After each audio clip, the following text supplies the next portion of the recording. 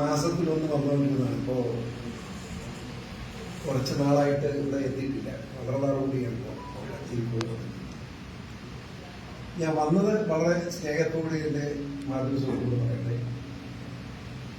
ഈ തെരഞ്ഞെടുപ്പ്, ഈ ലോക്സഭാ തെരഞ്ഞെടുപ്പിന്റെ പ്രാധാന്യം നല്ലവരായ കോഴിക്കോട്ടെ ജനങ്ങൾ, മലബാർ മേഖലയിലെ ജനങ്ങൾ ഉൾക്കൊള്ളണം എന്ന് അപേക്ഷിക്കാൻ വേണ്ടി. യഥാർത്ഥത്തിൽ സംഭവിച്ചിരിക്കുന്നത് എന്താണെന്ന് വെച്ചാൽ, കേരളം വർഷങ്ങളായി LDF UDF ഭരിച്ചുകൊണ്ടിരിക്കുന്നു. ഒരു കാരണവശാലും BJP പോലുള്ള ഒരു കക്ഷിയും കേരളത്തിൽ ഉണ്ടാകാൻ പാടില്ല എന്ന നിർബന്ധ ബുദ്ധിയോടുകൂടി ഒരേ സ്വഭാവത്തിൽ, ഒരേ മാനദണ്ഡത്തിൽ LDF UDF എല്ലാ കക്ഷികളും ഈ കേരളത്തിൽ ഒരു കക്ഷി ഉണ്ടാവാതിരിക്കാനുള്ള ശ്രമമാണ് നടത്തിക്കൊണ്ടിരിക്കുന്നത്. ലോകത്തിലെ ഏറ്റവും വലിയ ജനകീയ നേതാവായി ഉയർന്നിട്ടുള്ള മോദിജി ലോക രാഷ്ട്രത്തലവന്മാരുടെ മുമ്പിലും ലോക ജനതയുടെ മുമ്പിലും വലിയ അംഗീകാരവും ബഹുമാനവും ഏറ്റുവാങ്ങിയിട്ടുണ്ട്. ഇപ്പോഴും അങ്ങനെ തന്നെ മുന്നോട്ട് പോകും. ഇന്ത്യയെ പോലും 10 വർഷം കൊണ്ട് ലോകത്തിലെ ഏറ്റവും വലിയ സമ്പന്ന രാഷ്ട്രങ്ങൾ ഒന്നാക്കി മാറ്റിക്കൊണ്ടിരിക്കുന്നു. 5ാമത്തെ സമ്പന്ന രാഷ്ട്രമാണ്. 3ാമത്തെ സാമ്പത്തിക രാഷ്ട്രമാക്കി ഉയർത്തുമെന്ന് മോദി പ്രഖ്യാപിച്ചു കഴിഞ്ഞു. അത്രയൊക്കെ കാര്യങ്ങൾ ചെയ്യുന്നെങ്കിലും കേരളം, അദ്ദേഹം ചെയ്യുന്ന നല്ല കാര്യങ്ങൾ കേരളത്തിലെ ജനങ്ങളെ അറിയിക്കാൻ ഇവിടുത്തെ മാധ്യമങ്ങളും അത്രമാത്രം ശുഷ്കാന്തി കാണിക്കുന്നില്ല എന്നാണ് എന്റെ മനസ്സിൽ തോന്നിയത്. ഞാൻ അവരെ കുറ്റപ്പെടുത്തേണ്ട തെറ്റിദ്ധരിക്കേണ്ട, അവരെ കുറ്റപ്പെടേണ്ട കാര്യമില്ല. അത് രാഷ്ട്രീയക്കാർ ചെയ്യേണ്ട ജോലി ചെയ്യാത്തതുകൊണ്ടാണ്. കുറിച്ചു കൊടുക്കുന്നത്. ഇവിടെ ഈ കോഴിക്കോട് വന്നു കഴിയുമ്പോൾ LDFന്റെയും UDFന്റെയും എല്ലാ യോഗങ്ങളും കോഴിക്കോട് കൊണ്ടാണ്. എനിക്ക് അത്ഭുതം തോന്നിയിട്ടുണ്ട്.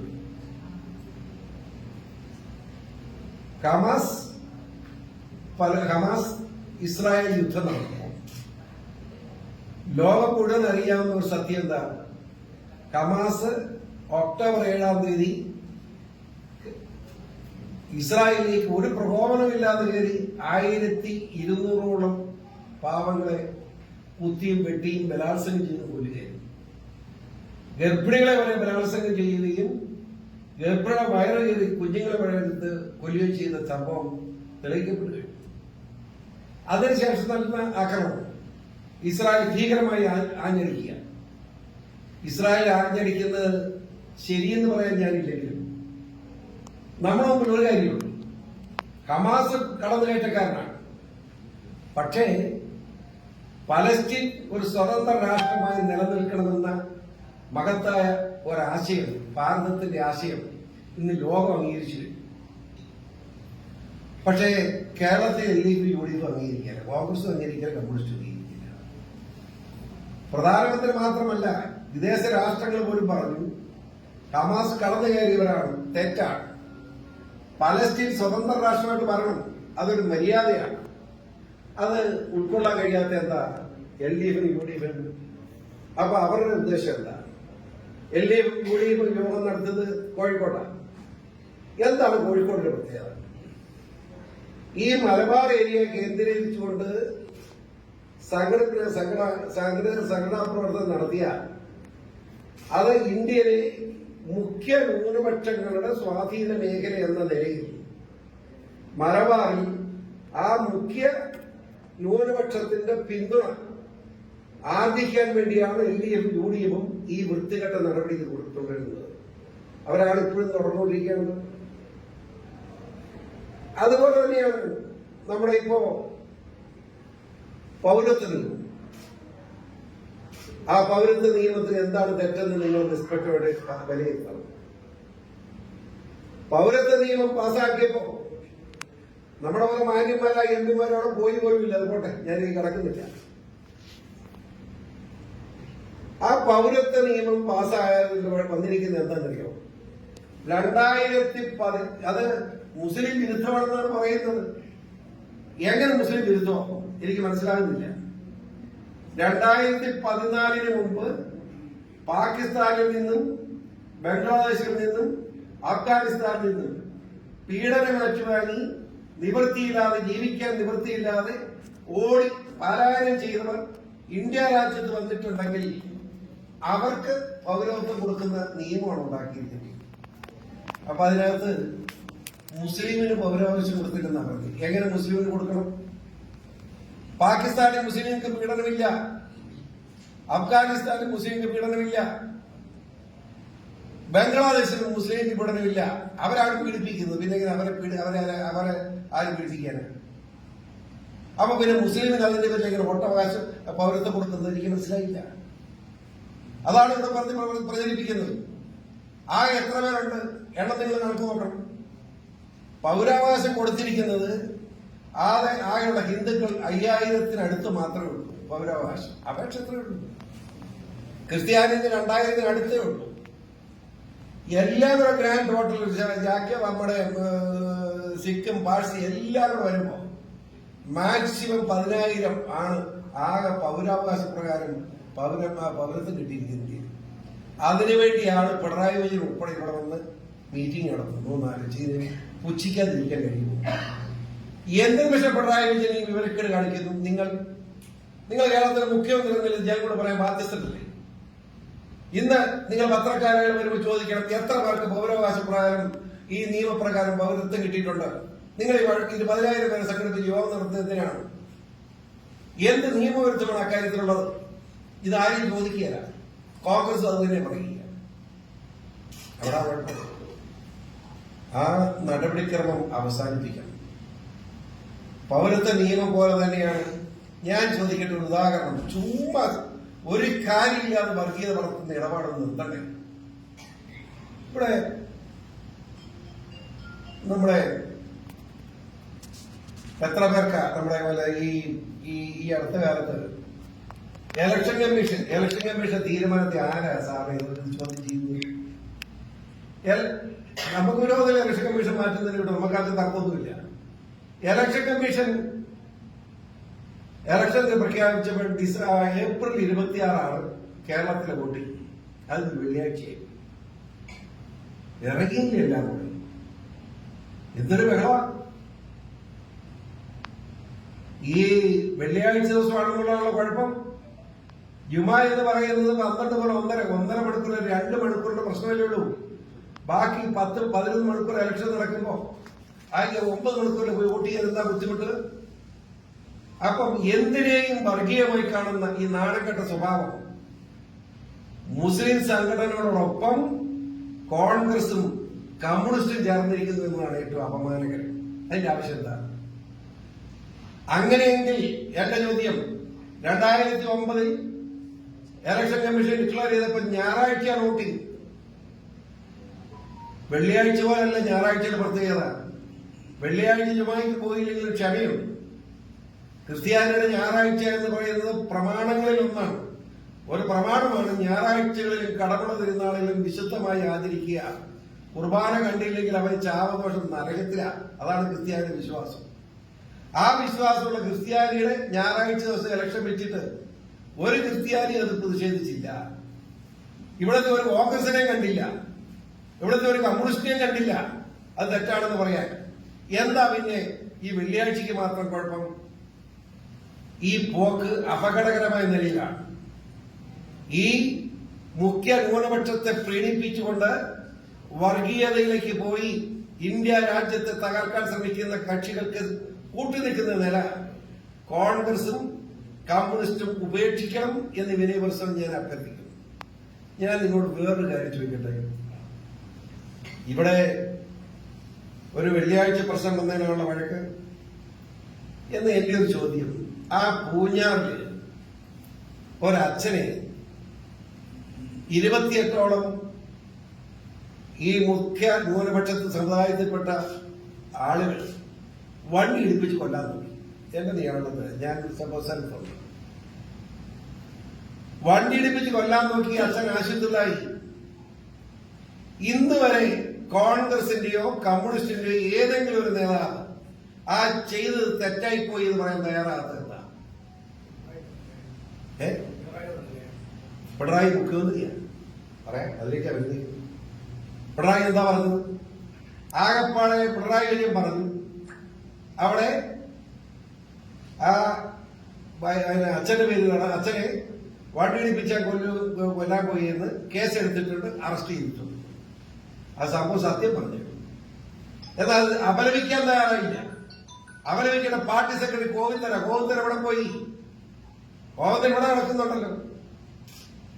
കോൺഗ്രസിന്റെ പ്രതിപക്ഷ നേതാവ് ഉൾപ്പെടെയുള്ളവരുടെ മിണ്ടാത്തെന്താ? അതിന് ന്യൂനപക്ഷമല്ല, അതിന് മുഖ്യ ന്യൂനപക്ഷത്തെക്കാളും ന്യൂനപക്ഷമല്ല ഈ കൃത്യമായി. എന്താ മിണ്ടാത്തത്? ഇതെല്ലാം ഒന്നായി കാണണം. ഇന്ത്യയിലെ ജനങ്ങളെ ഒന്നായി കാണാനുള്ള മര്യാദ മനസ്സിലാക്കി. ഇത് വോട്ട് രാഷ്ട്രീയമായിട്ട് ഇറങ്ങി ഈ രാജ്യത്തെ നശിപ്പിക്കരുതെന്നാണ് CPM-നോടും കോൺഗ്രസിനോടും എനിക്ക് അഭ്യർത്ഥിക്കാറുണ്ട്. രണ്ടും തുല്യമാണ്. മോദി ഭരിക്കുന്നു എന്നൊരു അസൂയയുടെ പേരിൽ ചാടി ഇറങ്ങിയിരിക്കുകയാണ് പരിപാടിയായിട്ട്. ഇത് അവസാനിപ്പിക്കണം. പിണറായി വിജയൻ തന്നെ മുഖ്യമന്ത്രിയല്ലേ, അങ്ങനെ പേടിച്ചിരിക്കുക. ഇന്ന് നമ്മുടെ ഡൽഹിയിലെ മുഖ്യമന്ത്രി ഇപ്പോ ED-യുടെ കയ്യില് ജയിലില്ല. അപ്പോ അത് കുഴപ്പമായി പോയത് മാന്യന്മാരുണ്ട്. ഞാൻ അത് കുഴപ്പമായെന്ന് പറയുന്ന മാന്യന്മാരുടെ വിനീപരിസരം ഒരു ഇന്ത്യൻ പൗരനെന്ന PCO ചോദിക്കുക. ED 7 പ്രാവശ്യം നോട്ടീസ് കൊടുത്തിട്ട് നിങ്ങളുടെ പേരിൽ അഴിമതി ആരോപണമുണ്ട്, സാമ്പത്തിക തട്ടിപ്പ് തെളിഞ്ഞിരിക്കുന്നു, സാക്ഷിമൊഴിവ് കിട്ടിയിരിക്കുന്നു, നിങ്ങളോട് വിവരം ചോദിച്ച് മനസ്സിലാക്കാൻ വേണ്ടി നിങ്ങൾ ഹാജരാകണമെന്ന് പറഞ്ഞ് 7 പ്രാവശ്യം നോട്ടീസ് കൊടുത്തിട്ട് ആ നോട്ടീസ് മൈൻഡ് ചെയ്യാൻ തയ്യാറാകാൻ മാറി നിന്നാൽ പിന്നെ അറസ്റ്റ് അല്ലാതെ പിന്നെ അത് ഉമ്മ കൊടുക്കണം. എനിക്ക് മനസ്സിലായില്ല. ഈ 7 പ്രാവശ്യം നോട്ടീസ് അയക്കുന്ന കാര്യം അതിന് ഇപ്പഴും അറസ്റ്റ് ചെയ്യണ്ട. എന്താ സുപ്രീം കോടതി പറഞ്ഞത്? ചെന്നല്ലേ അവിടെ നിങ്ങൾ നോട്ടീസ് കിട്ടി നിങ്ങൾ ഹാജരായില്ല, അറസ്റ്റിനെ കൊണ്ട് ഇടപെടാൻ സുപ്രീം കോടതി ഇല്ലെന്ന് പറഞ്ഞു. എന്തുകൊണ്ടാണ്? സാമ്പത്തിക ആരോപണമാണ്. സാമ്പത്തിക അഴിമതിയാണ്. അഴിമതിയിൽ ആഞ്ഞുകിടക്കാണ്. ഇപ്പൊ വലിയ പ്രശ്നമാണ്. കേജ്രിവാൾ അകത്ത് പോയപ്പോ ഏറ്റവും അധികം ചങ്കുപടയ്ക്കുന്നത് പിണറായി വിജയന്റെയാണ്. മകനും പിണറായികളും കട്ടുകൂട്ടിയ തെളിവുകൾ ഹൈക്കോടതി മുമ്പിൽ വന്നിരിക്കുക. ഹൈക്കോടതി SFIയോട് അന്വേഷിക്കാൻ പറഞ്ഞിരിക്കുക. അവരന്വേഷണം അവസാന ഘട്ടത്തിലായിരിക്കുക. പിണറായിയും മകളും വലിയ താമസമില്ലാതെ കേജ്രിവാളിന്റെ നിലയിൽ ജയിൽ കിടക്കേണ്ടി വരും. മനസ്സിലായില്ലേ? അപ്പൊ അതിന് വേവലാതി കഴിച്ചിട്ടൊന്നും കാര്യമില്ല. ഇന്ത്യയിലെ ജനങ്ങളെ മോട്ടിക്കും പോർക്കണം, കേരളത്തിലെ ജനങ്ങളെ കൊള്ളയടിക്കും പോർക്കണം. 4 ലക്ഷം കോടി രൂപ കടമാക്കി കേരളത്തെ നശിപ്പിച്ചു വെച്ചിരിക്കുന്ന ഒരു ഗവൺമെന്റ്, ഒരു ഭരണം, അതോടൊപ്പം മോഷണം, അതോടൊപ്പം പിടിച്ചുപറി, റാവടികൾ. നമ്മുടെ ഒരു ചെറുപ്പക്കാരനെ കണ്ടില്ലേ ഇവിടെ വയനാട്ടിലാണല്ലോ, SFI ഗുണ്ടകൾ അടിച്ചു പിടിച്ച് കൊല്ലുകയല്ലേ. എന്താ അവൻ ചെയ്ത മഹാഭാവം? അവൻ ഒരു പാപവും ചെയ്തിട്ടില്ല, തെളിഞ്ഞു. പക്ഷെ ഇപ്പൊ എന്താ പറയുന്നത്? എന്താ ഇപ്പോഴാ പുതിയ SFIയുടെ ആരോപണം? ഏതോ ഒരു മുസ്ലിം പെൺകുട്ടിയോട് സംസാരിച്ചത്. ഇതിൽ പാപമാണോ ഒരു പെണ്ണോട് സംസാരിക്കുന്നത്? ഇപ്പോഴാണ് ഈ പുതിയ ആരോപണം. ഒരു ചെറുപ്പക്കാരനെ 3 ദിവസം ഇട്ട് പാട്ടിരിക്കിട്ട് അടിച്ച് വന്നത് സഹിക്കാൻ പറ്റും? ഒന്ന് ആലോചിച്ചു. ഇതിനൊക്കെ എതിരെ കേരളത്തിലെ ജനങ്ങളെ വികാരം ഉണരണം. ഈ പാർലമെന്റ് തെരഞ്ഞെടുപ്പിൽ ഈയരം നീക്കങ്ങൾക്കെതിരെയുള്ള പോരാട്ടമായി കണക്കാക്കി ഈ നമ്മുടെ കോഴിക്കോട് ജില്ലയിൽ മത്സരിക്കുന്ന മാന്യനായ സ്ഥാനാർത്ഥി MT രമേശിന് ശക്തമായി പിന്തുണ നിങ്ങളെല്ലാവരും നൽകണമെന്ന് വിനീപരിസരം അഭ്യർത്ഥിക്കുക. അവിടെ മാത്രമല്ല, 20 നിയോജകമണ്ഡലത്തിൽ BJP നേതൃത്വം കൊടുക്കുന്ന മുന്നണി സ്ഥാനാർത്ഥികളെ വിജയിപ്പിക്കാൻ സന്മനസ് പ്രകടിപ്പിക്കണമെന്ന് താഴ്മയായി അഭ്യർത്ഥിക്കുന്നു. ഇതാണ് എനിക്ക് നിങ്ങളോട് പറയാനുള്ളത്. നിങ്ങൾക്ക് എന്താണ് ചോദിക്കാൻ? ഏതായാലും വലിയൊരു തമാശ. ആ രേഖ കഴിഞ്ഞ സന്തോഷം എനിക്ക് കേട്ടപ്പോൾ സുഹൃത്തു എനിക്ക് നല്ല കച്ചവടം കുറിച്ച് സുഹൃത്തുക്കൾ വാർത്തകളെ ഇത് 2 കള്ളന്മാർ അങ്ങോട്ടും ഇങ്ങോട്ടും പറയില്ലേ. കോൺഗ്രസ് പറയും CPM-ഉം BJP-യുടെ അന്തർധാരയാണ്. CPM പറയും കോൺഗ്രസും BJP ആയിട്ട്. BJP കോൺഗ്രസ് പറയും CPM-ഉം BJP, കോൺഗ്രസ് പറയും BJP കോൺഗ്രസ് CPM-ഉം അങ്ങോട്ടും ഇങ്ങോട്ടും അന്തർധാരയാണ്.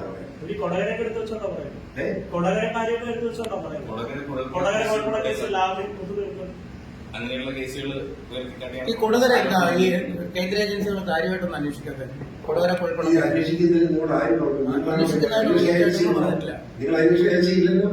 നമ്മൾ അന്വേഷിക്കണം, മേടിക്കണ്ട, അന്വേഷിച്ചു സ്പീഡില്ല. ഈ അരവിന്ദ് കെജ്രിവാളിന് കൊടുക്കുന്ന സമൻസിന്റെ വേഗതയില്ല. ഇത് BJP കാരുടെ കേസ് നിങ്ങൾക്ക് തോന്നുന്നു. കർണാടകത്തിൽ ഒരു MLA ഉണ്ടായിരുന്നു, വിരൂപാക്ഷ. അയാളുടെ വീട്ടിൽ നിന്ന് കോടികളെ പിടിച്ചെടുത്ത് ഇന്നൊരു ED അന്വേഷണം നടത്തിയിട്ടില്ല. 1.5 വർഷം കഴിഞ്ഞ അവിടെ പൈസ പിടിച്ചിട്ട് ഡിസ്ക്വാളിഫൈ ചെയ്തിട്ടുണ്ടോ?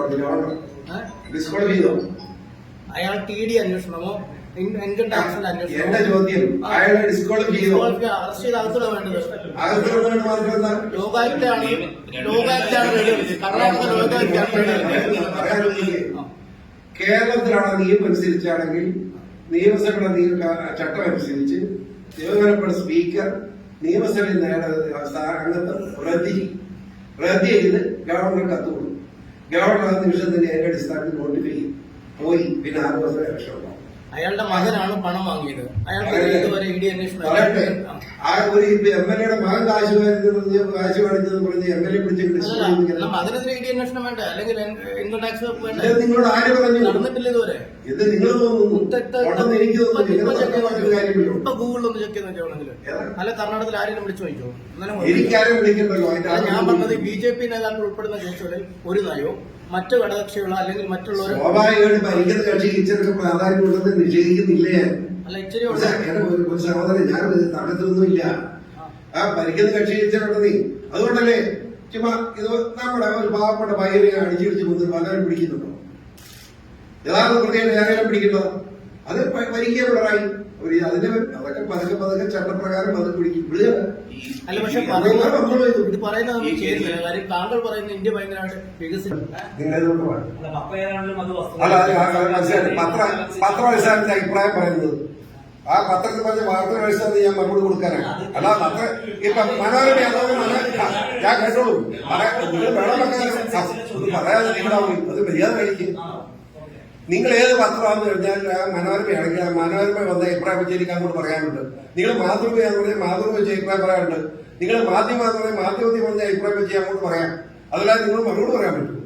നിങ്ങളുടെ പത്രത്തിൽ വന്ന കാര്യങ്ങൾ വെച്ച് നിങ്ങളോട് പത്രം പറഞ്ഞാൽ നിങ്ങൾ മര്യാദയ്ക്കിരിക്കൂ. എന്റെ കുഴപ്പമാണ്. അതുകൊണ്ടാണ് ചോദിച്ചത്. അല്ലാതെ നിങ്ങൾ ഏത് പത്രമാണ് ഇരിക്കുന്ന? നിങ്ങൾ ശമ്പളം പഠിക്കുന്ന ആ പത്രത്തിൽ നിന്ന് ഞാനല്ല ശമ്പളം വരുന്നത്. ഒരു വിരോധമില്ല. പക്ഷെ ചോദ്യം വരുമ്പോൾ എനിക്കത് അറിയണമെന്ന് എനിക്ക് കാരണമാണ്. കോട്ടയം തന്നെ ചോദിക്കും എനിക്കറിയാം ഏത് പത്രമാണ്. മനസ്സിലായില്ലേ? അത് ഇന്ന് രാവിലെ വന്നു. കൈരളിക്കാരനാണ് വന്നത്. സംസ്ഥാനത്തോടെ മനസ്സിലാകാൻ കൈരളിയാണ്. മനസ്സിലായി? കൈരളി വിഷയം എന്നാന്ന് ചോദിച്ചപ്പോൾ നിർത്തി. അപ്പോഴാണ് എനിക്കത് മനസ്സിലായത്. അവന് മനസ്സിലായി.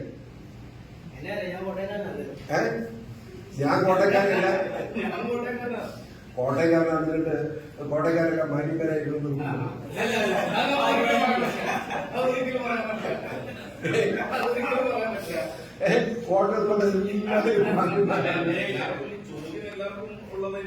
അല്ല ഇത്രയാണ് ഞാൻ പറഞ്ഞത്. അതായത് ഓരോ കേസിന്റെ മെറിറ്റിന്റെ അടിസ്ഥാനത്തിൽ അന്വേഷണം നടക്കണം തന്നെയാണ് എന്റെ അഭിപ്രായം. ഞാനിപ്പോ BJP ചേർന്നുകൊണ്ട് BJP ചെയ്തിട്ടുള്ളതെല്ലാം ശരിയാണെന്നൊന്നും ഞാനിതുവരെ ആരോടും പറഞ്ഞിട്ടില്ല. ഓരോ ഇഷ്യൂന്റെ അടിസ്ഥാനത്തിൽ മെറിറ്റിന്റെ അടിസ്ഥാനത്തിൽ നോക്കിക്കാണുന്ന ആളെ എനിക്ക് ഒരു മടി ഈ സത്സംഗയുടെ അഭിപ്രായം പറഞ്ഞാൽ ഞാൻ അത് പറയാറുമില്ല. അതുകൊണ്ടാണ് പറഞ്ഞത്. ഇവിടുത്തെ കോഴിക്കോട് ഇലക്ഷൻ നിങ്ങൾ നിഷ്പക്ഷയോടെ ആലോചിച്ച് BJPയുടെ സ്ഥാനാർത്ഥിയാണ് MD രമേശ്. അങ്ങേരെ പറ്റി ആർക്കെങ്കിലും എന്തെങ്കിലും കുറ്റം പറയാൻ?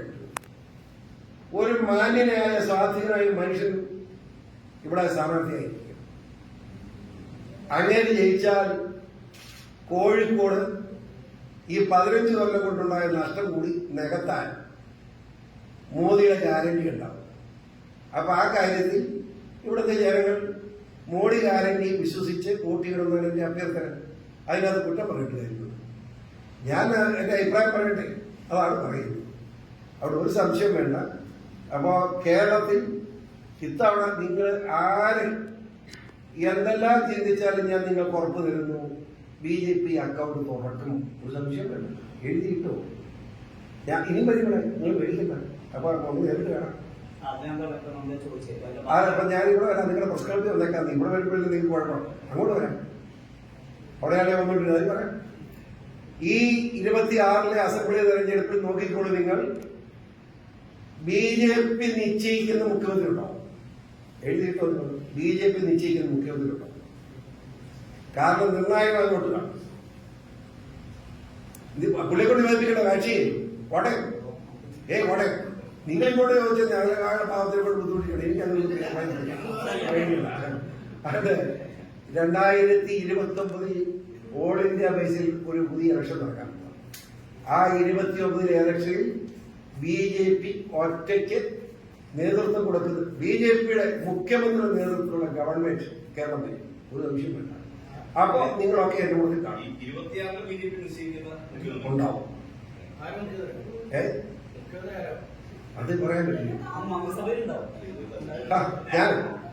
ഞാനിതൊന്നും അങ്ങനെയാണ് അച്യുതാനന്ദൻ കൂടുതൽ മന്ത്രിയാകുന്നല്ലോ. അച്യുതാനന്ദൻ നിർബന്ധിച്ചായില്ല. എനിക്ക് വേണ്ടത് ഞാൻ മുഖ്യമന്ത്രി ഞാൻ സ്ഥാനം നോക്കി നടക്കുന്നവനല്ല. നിങ്ങൾ ആദ്യം പഠിക്കുകയില്ല. BS എന്നെ നിർബന്ധിച്ച് എന്റെ പത്രത്തിൽ എല്ലാവർക്കും ഒന്നുമില്ലേ. അത് കഴിഞ്ഞ് ഉമ്മൻചാണ്ടി മുഖ്യമന്ത്രി നിർബന്ധിച്ചത് ഞാൻ വേണ്ടെന്നുള്ളൂ. എനിക്ക് വേണ്ടാത്തതാണ്. ഞാൻ സ്ഥാനം നോക്കി വന്നതാണ്. ഇപ്പൊ BJP ചേർന്നു. ഒരു സ്ഥാനം ചോദിച്ചിട്ടില്ല. ഡിമാൻഡ് ഇല്ലാത്ത എനിക്കോ എന്തെങ്കിലും എന്നെ പറഞ്ഞാൽ നീ നിനക്കല്ലാതെ ലോകത്താരും പോകാത്താൻ പറഞ്ഞിട്ടില്ലാണ്.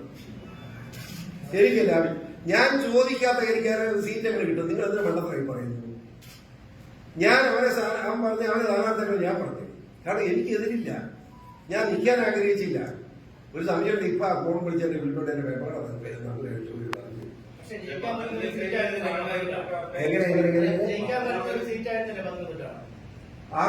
ഞാൻ വോട്ട് ചെയ്തിട്ടില്ല. അടുത്ത ജൂൺ 4-ാം തീയതി 5-ാം തീയതി പറയാം.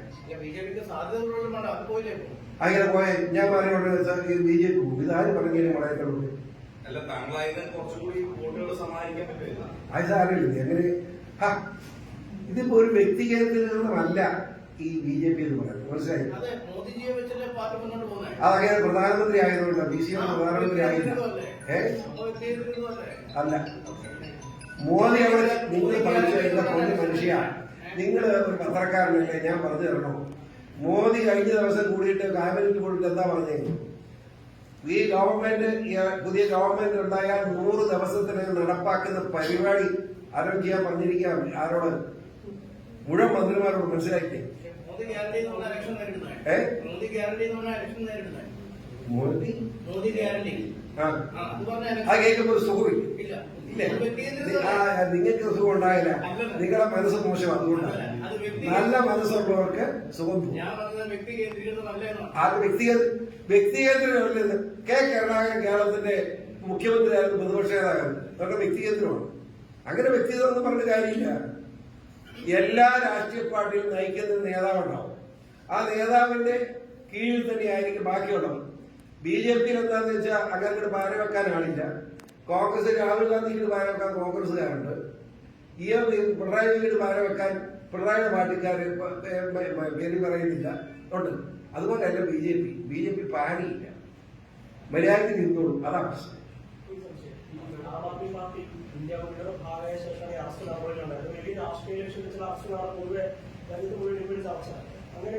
അങ്ങനെ ചർച്ച ചെയ്തത് നല്ല കാര്യമുണ്ട്. നീ ഒന്ന് ആലോചിച്ച് പറയട്ടെ. ഓരോ ഉത്തരം പറയുന്നത് എന്റെ ചോദ്യം 7 പ്രാവശ്യം നോട്ടീസ് കൊടുത്തോ? നിങ്ങൾക്കറിയാമല്ലോ. എന്തുകൊണ്ട് സുപ്രീം കോടതി ഇടപെടാൻ തയ്യാറായില്ല? ഏത് കാര്യത്തിലും ഇലക്ഷൻ കമ്മീഷൻ വരെ നമ്മുടെ അഭിപ്രായം പറഞ്ഞ പാർട്ടിയാണ്. ബോർഡ് ഉൾപ്പെടെ എല്ലാ കാര്യങ്ങളും സുപ്രീം കോടതി വിധി പറഞ്ഞില്ല. ഒരു മടി വിചാരിക്കാതെ മുഖത്തടിച്ച് വിധി പറയുന്ന സുപ്രീം കോടതി ജഡ്ജിമാരാണ്, ചീഫ് ജസ്റ്റിസ് ഉൾപ്പെടെ. മോദിയെ പഠിച്ചില്ലേ? 2-3 വിഷയങ്ങൾ വന്ന് ഗവൺമെന്റിനെതിരായിട്ടില്ല വിധി വന്നത്. ഞങ്ങളാരും കുറ്റപ്പെടുത്തിയില്ല. കാരണം ആ നിയമം അനുസരിച്ചാണ്. ഇത് 7 പ്രാവശ്യം എന്താണ് എന്നറിയാം. ഇയാളെ കൂടുതലുള്ള മന്ത്രി അറസ്റ്റ് ചെയ്തിരിക്കുന്നു. അവിടെ ഉദ്യോഗസ്ഥന്മാർ കസ്റ്റഡിയിലായിരിക്കുന്നു.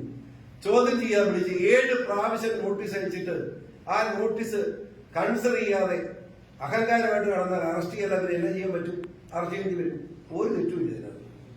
അതിന് വളരെ തന്നെ രാഷ്ട്രീയം പൊട്ടിക്കാമോ? കാശ് പൊട്ടിക്കാമോ? എന്തിനാണ് മദ്യം തിരുത്തിയത്? നിങ്ങൾ വർത്താനം പറഞ്ഞല്ലോ. എന്തിന് മദ്യത്തെ തിരുത്തി? അയാൾ പറയട്ടെ. ഒരു നയം പ്രഖ്യാപിച്ചു. 1.5 വർഷം നയമായിട്ട് കടന്ന് കോടികൾ കൈപ്പറ്റി. അത് ഭയങ്കരമായ ശത്രുതയായി. ഇലക്ഷനിൽ മാത്രമല്ല കോടതികൾ ചോദ്യം ചെയ്യപ്പെട്ടു. ജനവികാരം ഉണ്ടായി നിന്ന് കഴിഞ്ഞപ്പോൾ നിവർത്തിയില്ലാതെ വിഡ്രോ ചെയ്തത് കാരണം പറയട്ടെ എന്തിനാ വിഡ്രോ ചെയ്തത്? അപ്പൊ തെറ്റാ ചെയ്തത്. ആ തെറ്റ് ചെയ്തവരാണ് അറസ്റ്റ് ചെയ്തിരിക്കുന്നത്. നിങ്ങൾ വിഷമിക്കേണ്ടതാണ്. പക്ഷേ അത് അവിടെ പ്രശ്നം വരുന്നത് ED അന്വേഷണം വരുന്നു, അതിന് തൊട്ട് പിന്നാലെ കമ്പനികൾ കൊണ്ട് BJP ബോർഡ് നിൽക്കുന്നു. ഇതാണ് കഴിഞ്ഞ ദിവസം നിങ്ങൾക്ക് വേണം എങ്ങനെ വേണം എഴുതാനും. എന്റെ ഒരു സുഹൃത്ത് നിങ്ങളുടെ പത്രത്തിൽ നിങ്ങൾ അങ്ങനെ എഴുതിക്കോ, എനിക്ക് എതിരില്ലെന്ന്. പക്ഷെ അത് ഗാന്ധിയിൽ പൊരുത്തക്കേട് വരുന്നത് എനിക്ക് അതൊരു പൊരുത്തക്കേട് തോന്നുന്നില്ല. നിങ്ങൾക്ക് അങ്ങനെ തോന്നുന്നത് നിങ്ങൾ അങ്ങനെ എഴുതിക്കോ, എനിക്കൊരു വിരോധമില്ല. എന്റെ അഭിപ്രായം ഇല്ല. ക്രിസ്ത്യാനിറ്റിയുടെ ഒരു ഞായറാഴ്ച കുർബാനെ കുറിച്ച് പറഞ്ഞു. കഴിഞ്ഞ കാലങ്ങളിൽ പാലാ ബിഷപ്പും അതുപോലെ പൂഞ്ഞാറിലെ അച്ഛനൊക്കെ അനുഭവം ഉണ്ടായി. ഇതേ ക്രിസ്ത്യാനിറ്റി തന്നെയല്ലേ കോൺഗ്രസിനെയും LDF-നെയും UDF-നെയും തെരഞ്ഞെടുപ്പിൽ വോട്ട് ചെയ്തത്? അവരോട് എന്താ പറയാൻ? അവർ തന്നെയാണ് LDF-നും UDF-നും വോട്ട് ചെയ്ത് വിജയിപ്പിച്ചുകൊണ്ടിരുന്നത് കഴിഞ്ഞ കാലങ്ങളിൽ. അപ്പൊ ഈ സമൂഹത്തോട് എന്താ പറയാനുള്ളത്? അത് അങ്ങനെ അബദ്ധം പറ്റിയിട്ടുണ്ടെന്ന് വേറെ ആരും ഇല്ലല്ലോ. അന്ന് BJP ഒരു ശക്തമല്ല. അത് തന്നെയല്ല LDF-നും UDF-നും ശക്തമായ പ്രചരണം. ഈ ക്രിസ്ത്യാനികൾ ബഹുഭൂരിപക്ഷം ഒരു കോൺഗ്രസ് മെന്റാലിറ്റി ചെയ്യുന്ന ആളുകളാണ്. അവർ കോൺഗ്രസ് വിശ്വസിച്ചാണ് നിന്നിരുന്നത്. അതിലിപ്പോ മാറ്റം ഉണ്ടായപ്പോ വിഷമിക്കേണ്ട കോൺഗ്രസിന്റെ പോക്ക് ശരിയല്ല. കോൺഗ്രസ് ഇപ്പൊ അപകടകരമായ നിലയിലേക്ക് പോകുന്നു. അവിടെ അവരോട് പോകാൻ കഴിയില്ല. അവരുടെ അത് ക്രിസ്ത്യാനികൾ സംരക്ഷിക്കാൻ എല്ലാവരും ഇന്ത്യയുടെ എന്താ ഞാനുണ്ട് ആരെങ്കിലും മണിപ്പൂർ ഞാൻ പറയുന്നത് മിണ്ടുന്നില്ല. ദൈവത്തെ സ്വതന്ത്രം മണിപ്പൂർ മിണ്ടിയ മണിപ്പൂർ വേറെ മണിപ്പൂർ പറയാത്തത് എന്ന് ഞാൻ പറഞ്ഞു. നിങ്ങളുടെ അഭിപ്രായം നിങ്ങളുടെ നാക്കല്ല എന്റെ നാക്ക്. എന്റെ നാക്ക് എന്റെ നാക്കാണ്. നിങ്ങളുടെ നാക്ക് നിങ്ങളുടെ നാക്ക്. നിങ്ങളാരും ചോദിച്ചില്ലല്ലോ. അതാ ഞാൻ പറഞ്ഞത്. എന്താ തെറ്റ്? ക്ഷീരാദാസ്യമേ നിർബന്ധിക്കുക. അങ്ങനെ നീ അനിയൻ നിർബന്ധിച്ചാൽ വീഴുന്നവരല്ലേ? മനസ്സിലായില്ലേ? തന്നെ പോലുള്ള എത്രയോ ആയിരം പത്രക്കാരോട് ദിവസം കണ്ടുപിടിക്കുന്ന ആളാണ് പറയാം. ഈ മണിപ്പൂർ അത് ചോദിച്ചില്ലേ ചോദിച്ച് പറയിപ്പിക്കുക. ഈ മണിപ്പൂർ സംഭവത്തിൽ ഞാൻ നിങ്ങളോട് ചോദിച്ചോട്ടെ. ഇന്നലെ ഉണ്ടായതാണ്. അതുണ്ടായിട്ട് 10 കൊല്ലം ആയല്ലോ. മൈതേയി എന്ന് പറയുന്ന വിഭാഗങ്ങൾ, കുക്കി എന്ന് പറയുന്ന വിഭാഗങ്ങൾ. കുക്കികൾ എന്ന് പറയുന്നത് വനവാസികളാണ്. മൈതേയി എന്ന് പറയുന്നത് പട്ടണവാസികളാണ്. രണ്ടും പ്രത്യേക ടൈപ്പ് വികാരജീവികൾ. ഈ വംശീകലാപം എത്ര നാളാണ് കിട്ടുന്നത്? ജവഹർലാൽ നെഹ്റുവിന്റെ കാലത്ത് വംശീകലാപമുണ്ട്. നെഹ്റു ഗവൺമെന്റില്ല. മോറാർജി ദേശയുടെ കാലത്തുണ്ട്. ഇന്ദിരാജി, ഇന്ത്യയുടെ ഏറ്റവും നല്ല പ്രധാനമന്ത്രിയാണ് ഇന്ദിരാജി. ഇന്ദിരാജിയുടെ കാലത്ത് പോലും ഇടപെടാൻ കഴിഞ്ഞില്ല. മനസ്സിലായില്ലേ? അങ്ങനെ എല്ലാ കാലഘട്ടങ്ങളും ഈ കുക്കികളും മൈതൈകളും തമ്മിൽ സംഘർഷമുണ്ട്. ആ സംഘർഷം ഇടപെടാൻ കഴിയുന്നില്ല. ഇടപെട്ടാൽ കൂടുതൽ സംഘർഷം ഉണ്ടാകും. മനസ്സിലായില്ലേ? അതില് ഇപ്പൊ ഉണ്ടായ സംഘർഷം ഒരു കാര്യമില്ല. കുക്കികൾക്ക് പിന്നോക്കം പട്ടിക വർഗം എന്നതിൽ കിട്ടിയ ആനുകൂല്യം പോലെ മൈതേയികൾ അവർ സാമ്പത്തിക താഴെ കിടന്നിരിക്കുന്ന അവർക്കും ആനുകൂല്യം കൊടുത്തതിനെതിരെ സമരം നടത്തി പോയത്. ആ സാധനം വിട്ടുകളെ എത്ര പേർക്ക് കൊന്നു.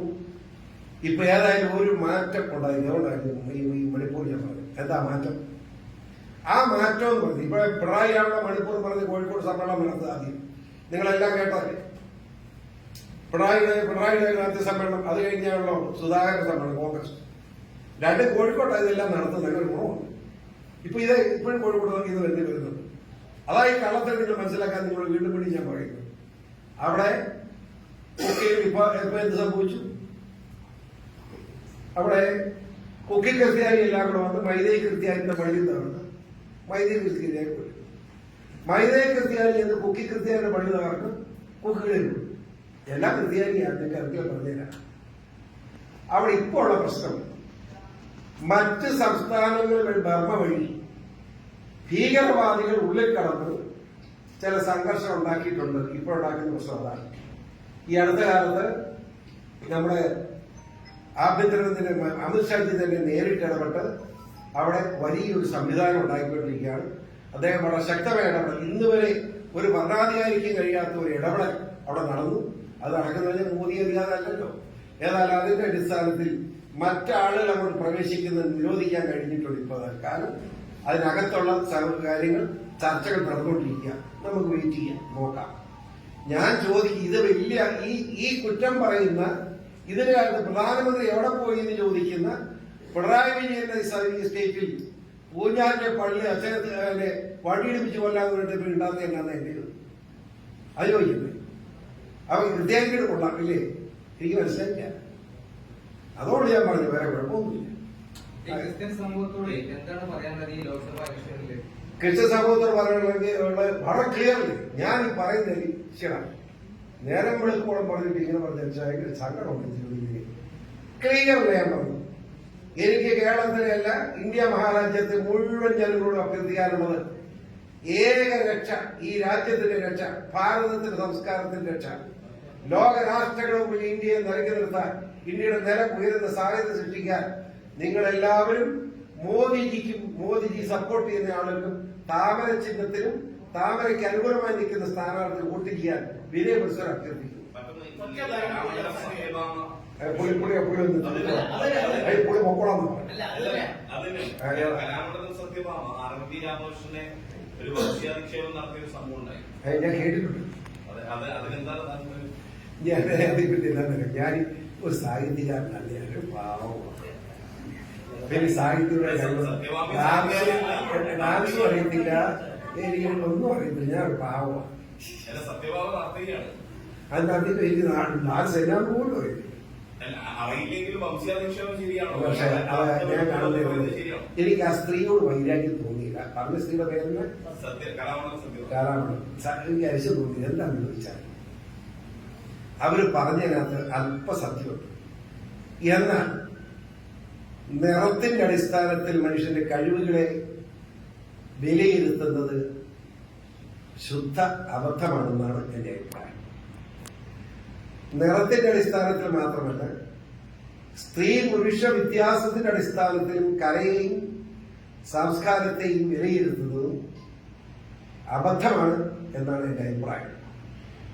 ഡാൻസ് എന്ന് പറയുന്നത് സ്ത്രീകൾ മാത്രം കുത്തകയാണെന്ന് ആരെങ്കിലും കരുതുന്നെങ്കിൽ വലിയ അബദ്ധമാണ്. കേരളത്തിലെ ഒരു അതിപ്രഗത്ഭനായ നടൻ, എന്നാ പേര്, വിനീത് അല്ലേ? എന്താണ് ആ നടന്റെ ഡാൻസ്? ഒരു സ്ത്രീയും രക്ഷപ്പെടുകയല്ല ഡാൻസ്. എല്ലാ ടൈപ്പ് ഡാൻസും വിനീതിനെ തോപ്പിക്കാൻ ആർക്കും കഴിയില്ല. സ്ത്രീകൾ പോലും പരാജയപ്പെടുക. അപ്പൊ കല എന്ന് പറയുന്നത് ഓരോ മനുഷ്യന്റെ ഉള്ളിലുള്ള കഴിവുകളാണ്. ആ കഴിവുകളെ നിറത്തിന്റെ അടിസ്ഥാനത്തിലോ സംസ്കാരത്തിന്റെ അടിസ്ഥാനത്തിലോ അല്ലെങ്കിൽ ജാതിയുടെ അടിസ്ഥാനത്തിലോ അല്ലെങ്കിൽ കാസ്റ്റിന്റെ അടിസ്ഥാനത്തിലോ ഒക്കെ വിലയിരുത്തുന്നത് മൗഢ്യമാണ്. അത് ചെയ്യാതിരിക്കുകയാണ് നല്ലത്.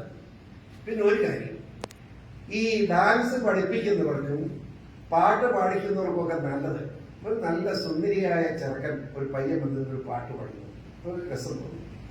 ഒരു സുന്ദരിയായ പെൺകുട്ടി വന്ന് പാട്ട് പാടും, ഒരു രസം തോന്നും. അപ്പൊ ഒരു കറുത്ത പെൺകുട്ടിയെ സ്വാഭാവികമായിട്ട് ആ വെളുത്ത പെൺകുട്ടി പ്രസവം. അപ്പൊ ചെയ്യേണ്ടത് എന്താ? ആ കറുത്ത പെൺകുട്ടി നല്ലവണ്ണം മേക്കപ്പ് ചെയ്തുകൊണ്ട് അവിടെ നിർത്തിയേക്കാൻ കുഴപ്പമില്ല. ഇതാ എന്റെ അഭിപ്രായം. മനസ്സിലായി? സത്യസന്ധമായിട്ട് പറയില്ല, അതുകൊണ്ട് പറഞ്ഞു. പത്തനംതിട്ട ഒരു കുഴപ്പമില്ല, നല്ലോണം നടക്കുന്നത്. ഞാൻ ക്ഷീണാരാജനെ ഇപ്പൊ അമ്പിളിയമ്മാവൻ ഇവിടെ നേരത്തെ വീണ എന്നാന്ന് ചോദിച്ചു. ഞാനെല്ലാം പറഞ്ഞു പറയാൻ വീഴുന്നില്ലല്ലോ, ഞാൻ മത്സരിക്കുന്നില്ല. എവിടെ? കോട്ടയത്ത് ആരൊക്കെയാ മത്സരിക്കുന്നത്? ചാഴികാട് പിണറായി വിജയനായിട്ട് ഇങ്ങനെ കൂപ്പ് നിന്നോടെ ഔട്ടായി.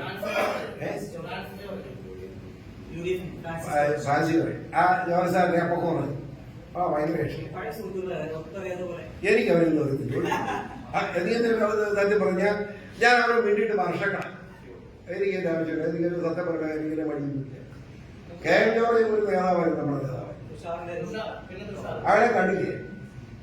അയാളെ കണ്ടില്ല. എനിക്കറിയത്തില്ല, ഞാൻ ബന്ധപ്പെട്ടിട്ടുണ്ട്. തുഷാർ അയാളും എന്നെ ബന്ധപ്പെട്ടിട്ടുണ്ട്. ബന്ധപ്പെടാനേ എനിക്ക് അഭിപ്രായം പറയാം.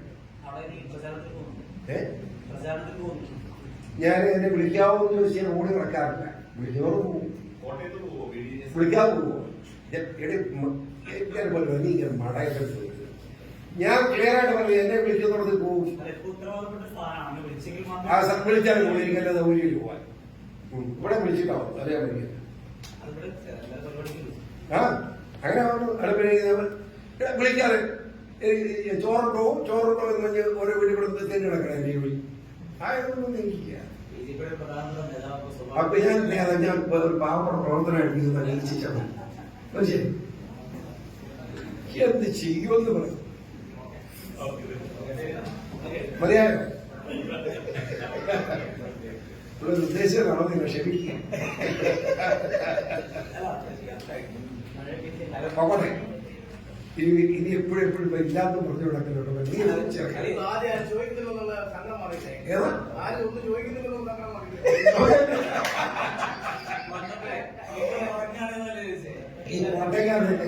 ഈ കോട്ടക്കാരന്റെ ഏറ്റവും തറപ്പുണ്ടായി അറിയാം അത് കത്തോലിക്കലോടെ പ്രത്യേകം ശ്രദ്ധിച്ചോ അതാണ് ഞാൻ കത്തോലിക്കാണ്